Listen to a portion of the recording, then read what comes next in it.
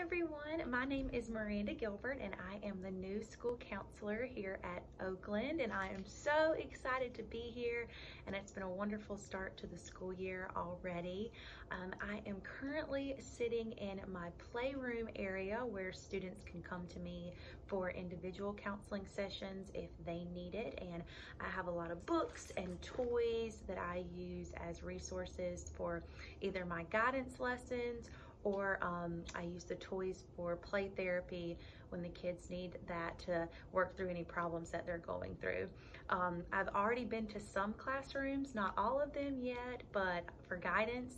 And for this first month, the students and I have just been getting to know each other. We've done a Meet the Counselor game, and we've learned about what counselors do here at school. And then I've let all the kids do different coloring sheets so they can tell me different things about themselves, and just to get to know them a little better and to get to know your families. I've already started working on one-on-one sessions with some students, and if you ever feel like that's something your child may need and they need to meet with me, you are welcome to call me directly or email me. That information is on the school website, or you can just contact your child's teacher and they'll get in touch with me too.